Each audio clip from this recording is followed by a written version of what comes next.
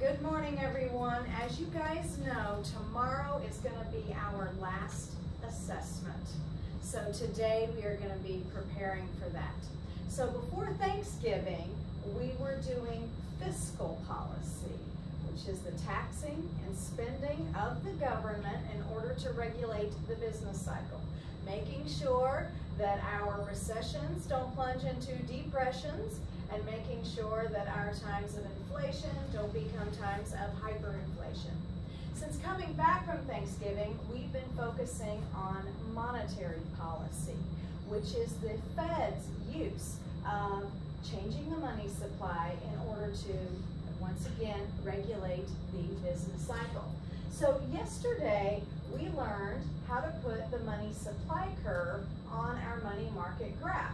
So I would like it if somebody would come up front and draw a correctly labeled money market graph with both your downward sloping money demand curve and your vertical money supply curve. So do I have any victims or volunteers who'd like to come forward and draw that for me? I can do it. All right, Lonnie.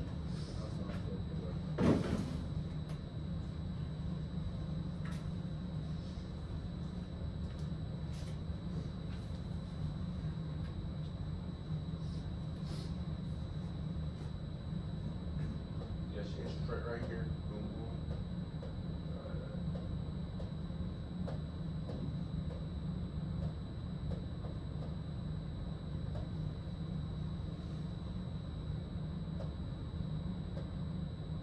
Quantity of money. And then you got your little thank you for line going down like this, which is the money demand. You need to add your money supply curve, which is that part. Oh, yeah. This is the money supply curve. What I put in one? I just put it in there, yeah. What room are you in? I would add an S next to the M at the top, yeah, for money supply, yes. All right, good job. Thank you, Lonnie. I don't know why we had all this room here, but that's okay. But yeah, price always goes on your vertical axis, and in this case, the price of the money supply is the nominal interest rate, and we're graphing the quantity of money. So he has his downward sloping money demand curve. He has his vertical money supply curve because the money supply is constant. It doesn't change no matter what the interest rate is. The only thing that I would add is I would draw here at equilibrium where our two curves intersect, is I would have a little dotted line and I would denote that this is our interest rate, which is typically shown in a lowercase script r, which is what that is supposed to be. And then something happens, right? And then something happens. You know, something happens with either the Fed or with us, the consumers, and one of these curves shifts. 9 times out of 10, it's going to be the money supply curve that shifts. And that will cause the interest rate to increase or decrease, and that will set a whole chain of events into action. Mr. George, I just want to confirm that he is supposed to be in Miss Williams' class before. We'll turn that down. Okay. So let's go ahead and get started. Before we really get into these scenarios though, I want to review with you guys the aggregate demand, aggregate supply model so that we can be ready for fiscal policy, because we haven't done that since we returned from Thanksgiving. So yeah, today our agenda, we are graphing for fiscal monetary policy. You guys will have an assignment to help you all prepare for that. So I'll have you guys do that alone, then we'll check it as a whole group, and more than likely everybody will have 100 and we'll be ready to go for tomorrow. Okay, so what I want to do right now is review what an aggregate demand and an aggregate supply graph looks like. And this is what is used with fiscal policy. While I'm throwing this up here, who can remember what the major problem with fiscal policy is? And you do have to go back to before Thanksgiving. There's a major problem with fiscal policy. Was I there? You were not there. You were on a cruise. I can give you a hint. A bill has to be written. Then it has to be introduced. Yeah, it takes a really long time. Yeah, so that's why in the long run, a lot of people think fiscal policy is great in the long run because a law gets passed. But in the short run, it doesn't really fix problems. Okay, so we always start with our second quadrant. Who remembers what goes on our vertical axis?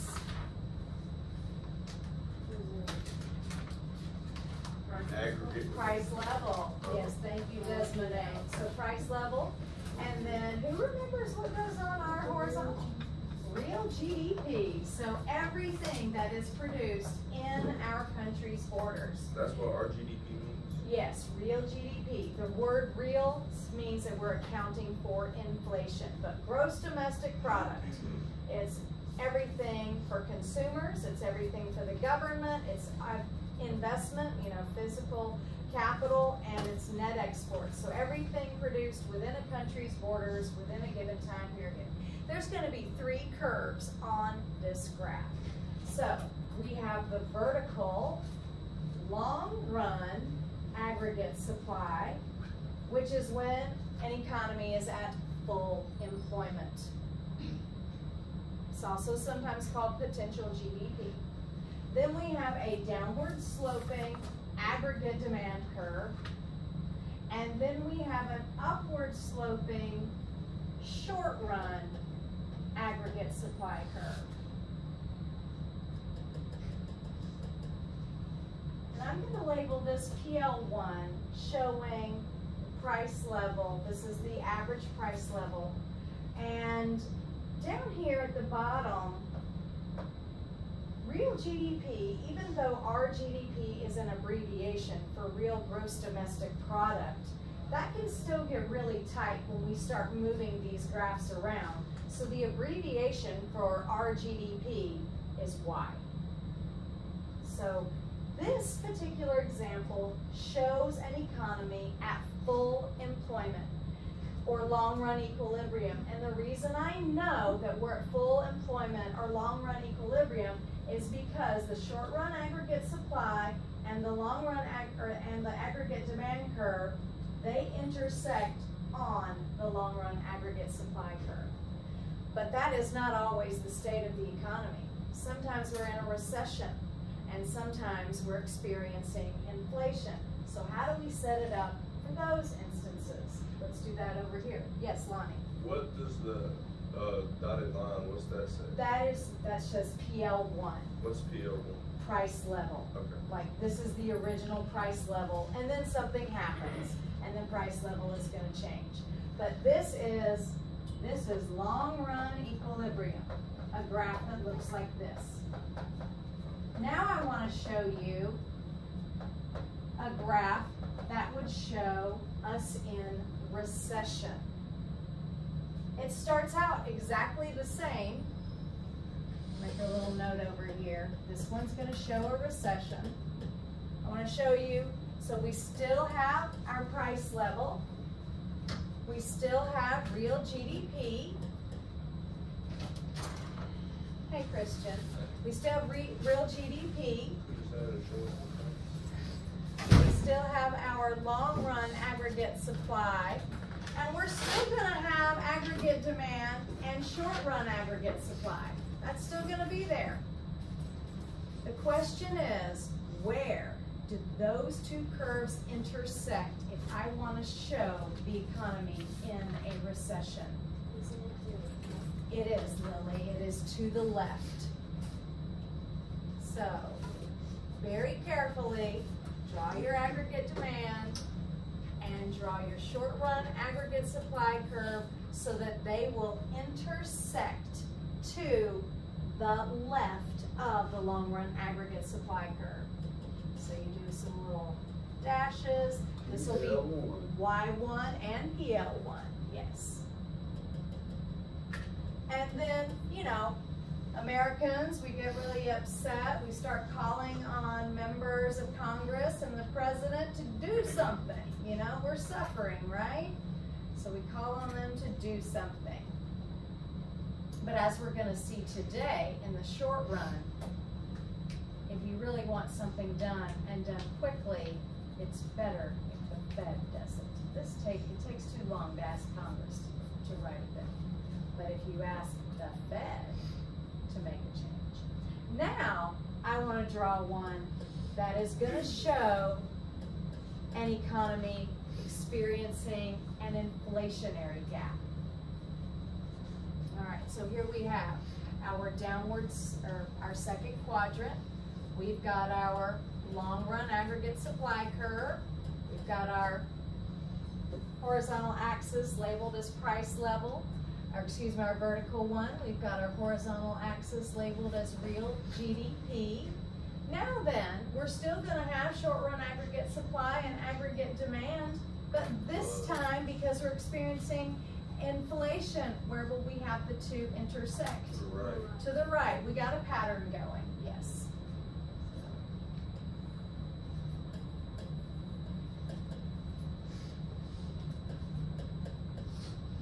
Go ahead, do your little dashed lines and do your price level and your Y1 showing the current output.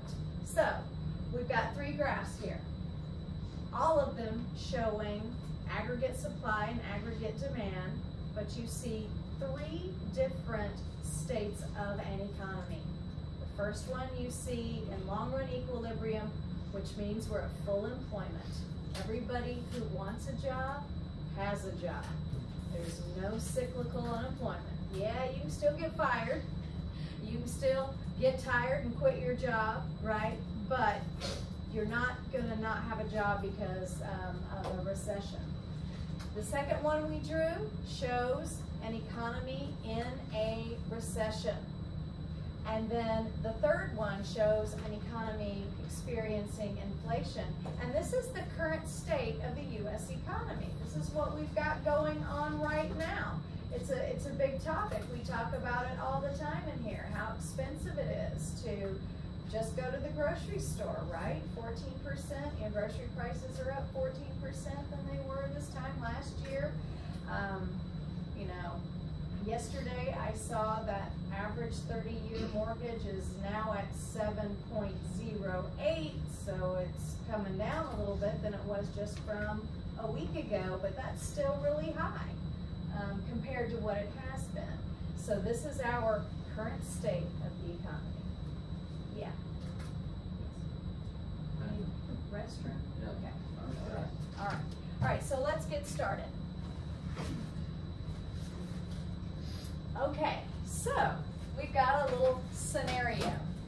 Assume that the country of Strunk land is in a recession. Okay, so when I hear that we're in a recession, I already know what the ADAS graph looks like, right? Because we just drew that. That means the intersection of short-run aggregate supply and aggregate demand is to the left of that long-run curve. So assume that the central bank of Strunk land pursues expansionary monetary policy. So when the central bank pursues expansionary monetary policy, they are seeking to pull this economy out of recession and hopefully get them back to full employment. Number one says identify the open market operation that the central bank would use. Well, there's only two things they can do. Are they going to buy or sell bonds? Which will it be? You want to flip a coin or do you want to think it through? If you want to expand the economy, that means you want to put more money in circulation. So will the central bank?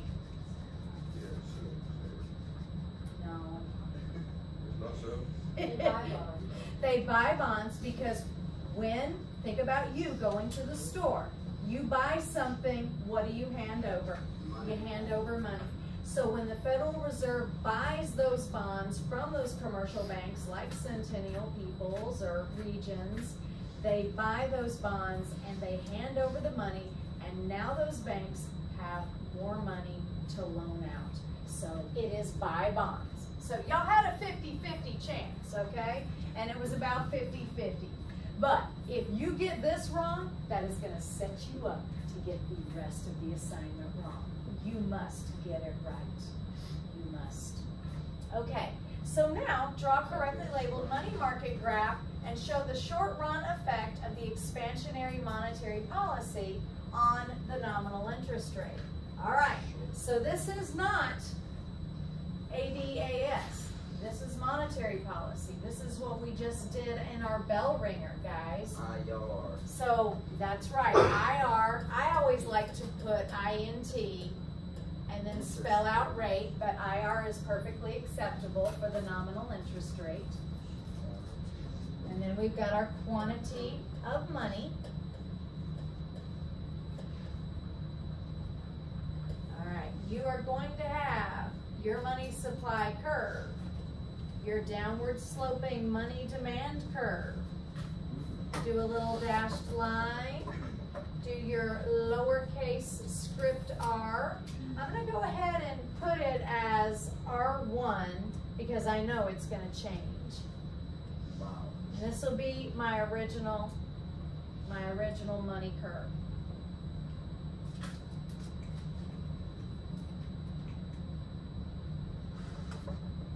All right, so far so good. So now we have to show the expansionary monetary policy.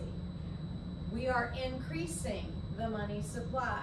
Which way do we always move? To the right. To the right. To the right if we're going to increase. So come back up here, label that, give that a little subscript 1 so we know that's the original money supply curve. Draw an arrow to the right and draw a new money supply curve, label it MS subscript 2, and then M2 down here at the bottom. And now we have a new equilibrium. So let's take that dashed line and do our new little interest rate with a downward arrow showing. The interest rate fell. And as we learned yesterday, there's a whole string of events that happens. When the money supply increases, interest rates fall.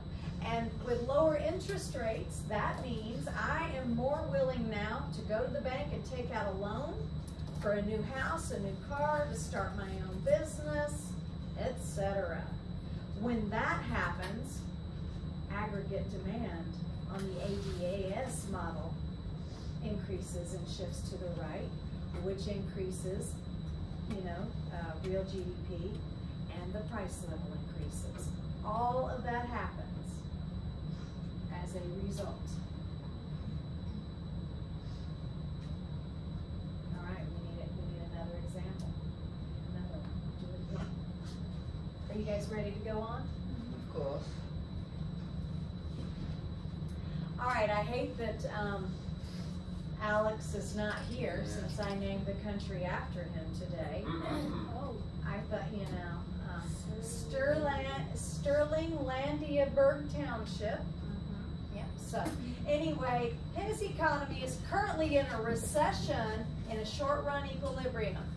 So our instructions this time say draw correctly labeled graph of aggregate demand and aggregate supply in the recession and show each of the following: the long run equilibrium output labeled YF and the current equilibrium output price levels labeled YE and PLE respectively. What?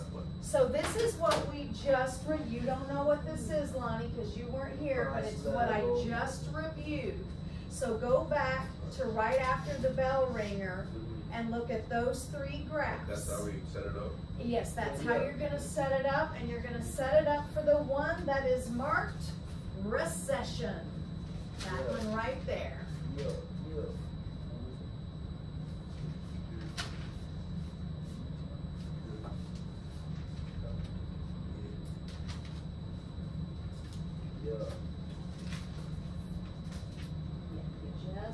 reviewed it, so set it up for recession.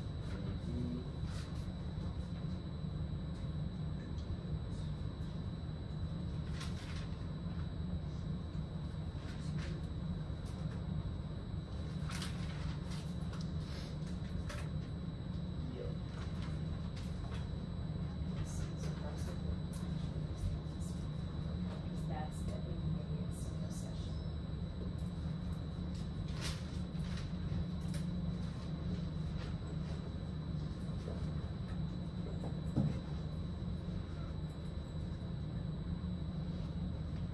So Perfect. Ms. Strunk, could be this one, not that one? It's gonna be this one, yes, because this one shows us a recession. Okay. Make a note of that to the side so you don't forget.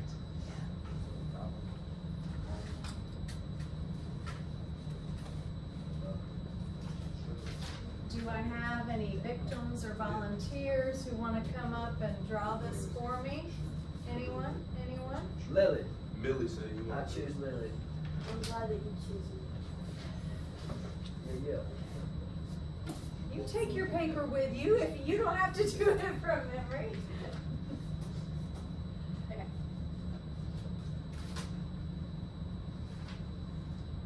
Oh, that looks way better than whenever I draw. I used to draw on support. That's right. You got your labels right. That's a 50% right there. Yeah.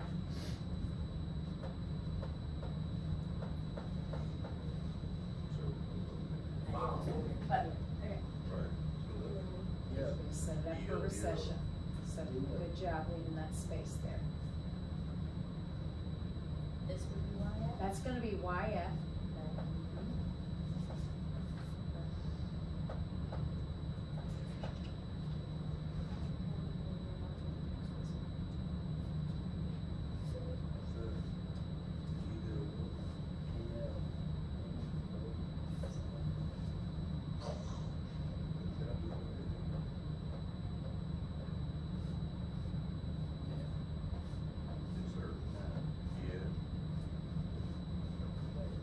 That's the depression.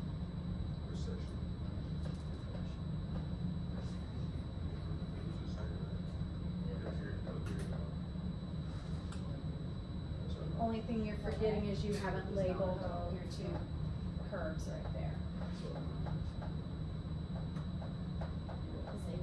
Yes. All right. Very good.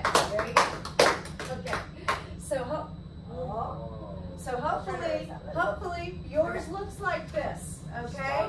That you have got the short run aggregate supply and the aggregate demand over here to the left of the long run aggregate supply.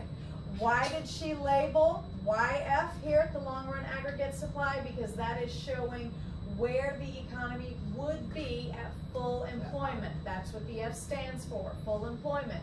The E's stand for equilibrium, because this is the current equilibrium right here. So if yours looks like that, good for you.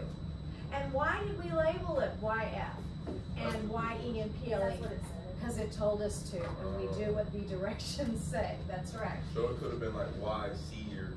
It might have been like Y1 or PL1, or even sometimes I've seen it Y0, PL0, but you're just denoting that it's the first equilibrium.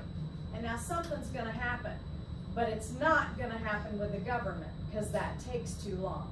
Instead, it's going to happen with the central bank of Sterling, Landia, Berg Township. Okay, it's going to happen with their central bank. So it says continued. Are we ready to continue? Let's go. To balance the federal budget, suppose the government of Sterling, Landia, Berg Township decides to raise income taxes. Actually, let's skip this one. Let's skip it. All right, let's do this one. Assume the central bank of Sterling, Landia, Berg Township uses monetary policy to stimulate the economy. What open market policy should the central bank implement? It's a 50-50, flip a coin. Do they buy or do they sell? Alright, so they need to stimulate the They're trying economy. to stimulate. So they need to buy the bonds because they need money in circulation. Oh, okay. Yeah. Buy bonds is your answer right here. Good Yes. job, Molly. Good job. Good job. So now, using a correctly labeled graph of the money market, show how this policy is going to affect nominal interest rates. So I want you guys to do number 2 right now, and you've already done it, because it's exactly the same thing that we just did for Strunk land, okay? Oh, yeah. The same thing. Mhm. We I mean, are. I can draw it. What do you need? If you want to step Never right mind, up. never mind, never mind, never mind. All right, I was gonna say, you've been to the board once today. Yeah, no. Maybe we can find another victim. Millie. He does volunteer people pretty often. I was gonna say, you did volunteer Lily, so it Yeah, I might got be your those turn.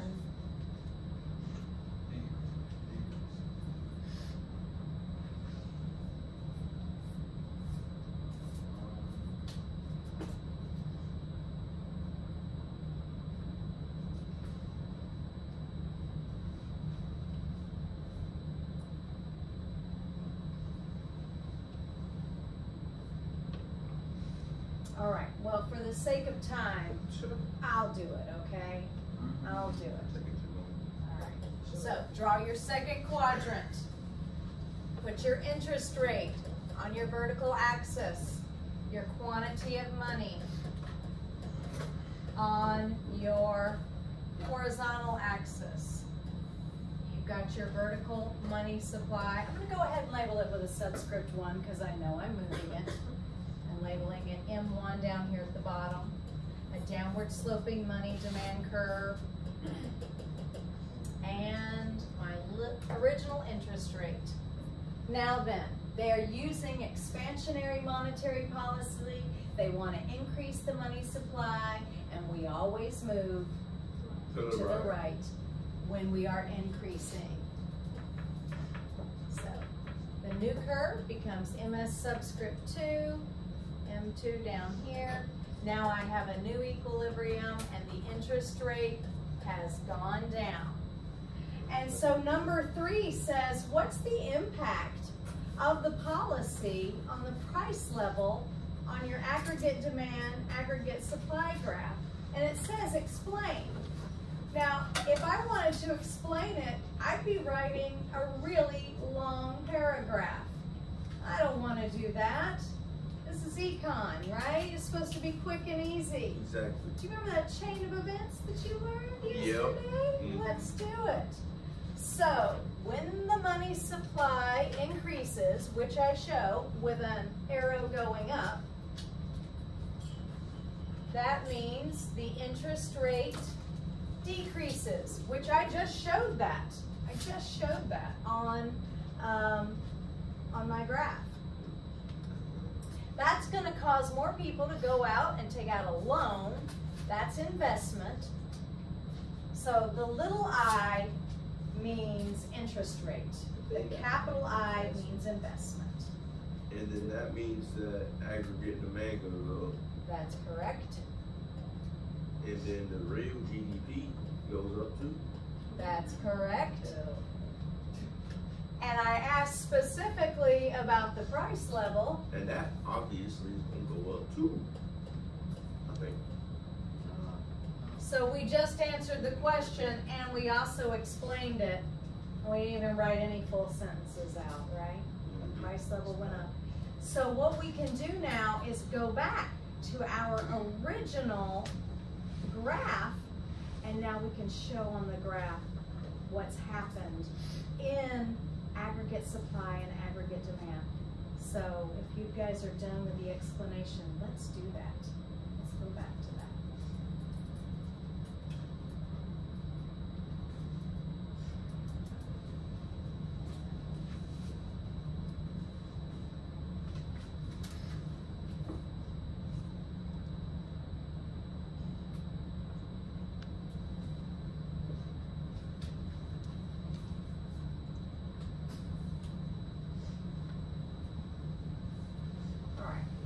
Go back real quick now. And since we said aggregate demand increases, let's increase aggregate demand on that original ABAS model. So draw you an arrow to the right. Draw a new aggregate demand curve. I don't care how far to the right you get it. You can put it over here so that we're looking at inflation. You can pull it back to the long run.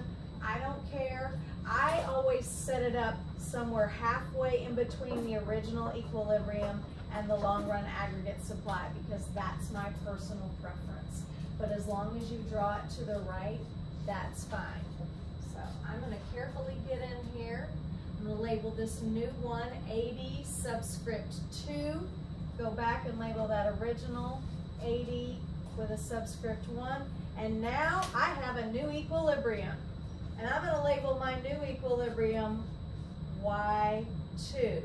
And now you can really see why real GDP needed its own abbreviation because it gets tight in here. And then this will be my new price level. And everything we just did in our chain of events happened, right? It all happened. The money supply increased, so the interest rate went down. More people were willing to take out loans, so investment increased, aggregate demand increased, real GDP increased, and so did the price level.